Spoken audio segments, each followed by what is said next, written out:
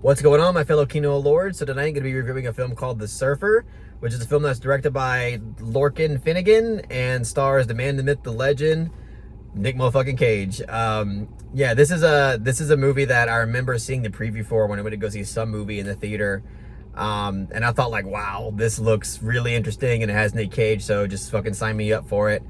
But then I completely forgot about it. But now that it's back, well, now that it's hit theaters, obviously it went back on my radar, and obviously I was intrigued enough to go see it. And yeah, before I get into my thoughts, let me just say that in terms of Lorcan Finnegan's work, the only thing that I've seen from him was Vivarium, and I thought that was an interesting movie. I wasn't really huge on it. I know that a lot of people at the time, like, it was kind of blowing up. A lot of people really dug that movie.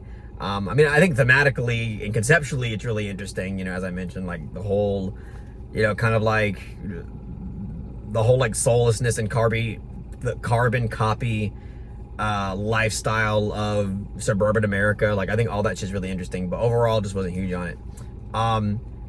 But that was it. That's the only thing I've seen from him, and I think honestly that's like his only notable work. But after seeing The Surfer, look, I think even though this is an incredibly frustrating movie to watch, because I feel like 80% of the time, like, I think like 80% of this whole movie is Nic Cage fucking being gaslit by a bunch of fucking alpha male chads. Even though it's a frustrating watch, I think it's kind of a great movie. And I think it's mostly because I liked what this movie was doing thematically. I mean, when it comes to when it comes to its style, I think that it's also creative, and I think it's something that elevates what's in the script, because it has this very like psychological and surreal type of style in terms of the way that this film is pieced together. The film editing to this is feels like it's mind-bending in terms of like this time warp thing that it's doing.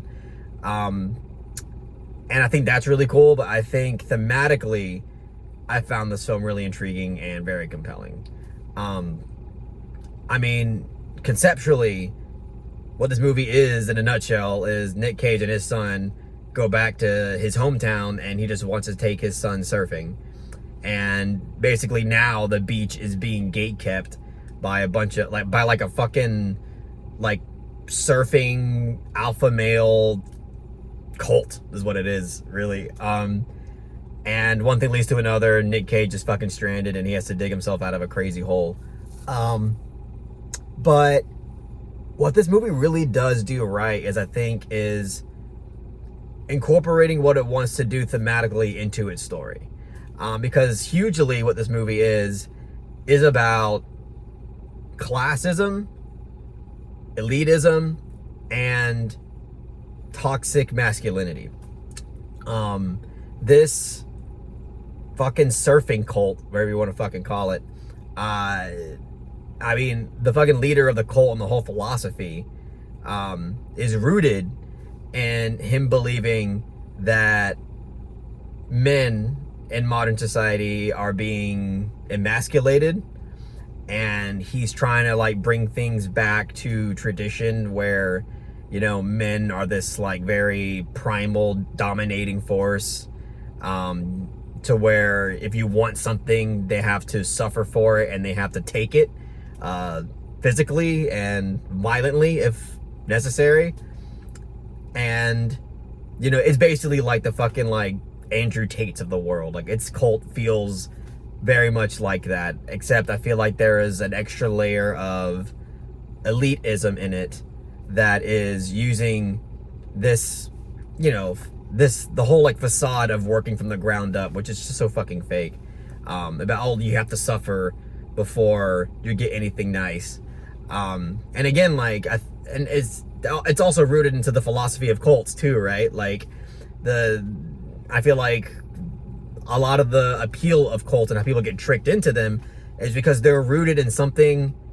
It's rooted in a philosophy that has some kind of truth to it, and they use that bit of truth to then like create this fucking, and to create this worldview that they trick their followers into believing, that really ultimately gives the leader just more power and sex, which this movie demonstrates at the very end. But yeah, like I think this movie, the way that it's able to incorporate these themes within the narrative and within the characters is very good, because also Nic Cage's character is somebody that gets taken down like 10 pegs. You know, as I kind of like alluded to, like Nic Cage suffers a shitload in this movie. And it's, again, it's largely because of the classist themes that it wants to demonstrate, where Nic Cage's character, you know, at one point, you know, he came from the bottom and he kind of knows what it's like to just live on the simple things. But, you know, once he gets married and buys into the society thing, he, you know, starts becoming more materialistic, loses touch with more of his human side, and he gets taken down like fucking 10 pegs, to where he is essentially homeless and has nothing. And, you know, there's a big lesson to be learned from that. And again, I think a lot of it has to do with, you know, how much of your character are you willing to sacrifice for the material things that you want and think are important? And I think this film very well demonstrates how capitalism, in a nutshell, like large amounts of wealth and success is basically impossible unless you make the poorer and less fortunate people suffer for it. Like nothing really amazing and luxurious can be gained unless it's off the backs of suffering poor people. And there's something that happens in the ending of this movie that kind of demonstrates that. But I love how this film kind of shows you, like, there's only so far you can really push someone before the fucking, like, ticking time bomb just fucking explodes. And, yeah, like, I don't know. I just found it really interesting, and I thought it was a really well demonstrated, thought-provoking piece. And I don't know, like, again, in terms of criticism, again, I think it can be a bit like repetitive in the misery, and in terms of just like, conceptual approach, it can feel a little bit repetitive with Nic Cage, like scene after scene having to deal with another layer of suffering and a new fucking thing that he has to do. And there's a scene with a rat in this movie that is just like fucking crazy. And yeah, so in that regard, you know, I think it can, I do think that it maybe could have added, it could have been a little bit more creative with some of the, more of the meat of what happens in this movie. But overall, I really dug it. Like, I really think this movie has a lot to offer. And I think ultimately is a pretty good screenplay. And I think, again, is elevated by its style. And, of course, Nic Cage. The dude's fucking great in this movie. And, yeah. Yeah, I'm sure there's more I could say about this movie, but I feel like I've already maybe talked a little bit too much about what's actually in it. But yeah, I'll just say I really enjoyed it. I think people should go and watch this movie and support it, especially with Thunderbolts out now, kind of taking up a lot of screens. I'm sure that The Surfer is gonna get maybe a week tops before they take it out, so definitely go out and support this movie. I'm gonna give The Surfer a soft 8 out of 10. Maybe that might seem a little generous, but I don't know. I really liked it, and I could see myself watching this movie again and again. But yeah, so I do plan on watching more movies this week, since I had the week off. I asked for a week off because I'm actually writing a script right now for my next project. But you know, while I have the free time, I also want to go out and watch and talk about some movies. So I watched The Surfer today.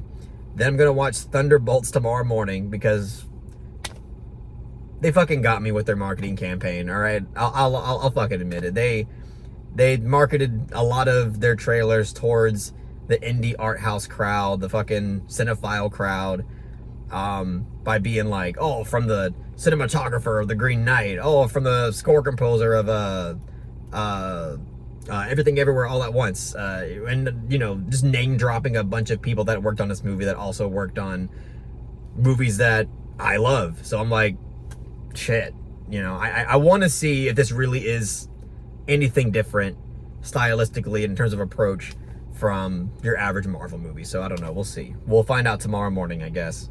But this Saturday, I'm also going to be seeing that new movie Friendship with Paul Rudd and Tim Robinson, and I am fucking excited to watch that movie. It's an early screening at the Atlanta Film Festival because they're giving like press access to it, and I'm all for it. Like I'm really excited to watch and talk about the movie with you guys. But yeah, that's what's going on with me right now. And obviously it's all I gotta say about The Surfer, so I'll just go ahead and just stop it there. But yeah, you know, that's it. That's all I gotta say about The Surfer. If you really enjoyed what I had to say about the film, please give it a thumbs up and share it amongst your friends. And don't forget to subscribe to the channel to be updated on more film-related content.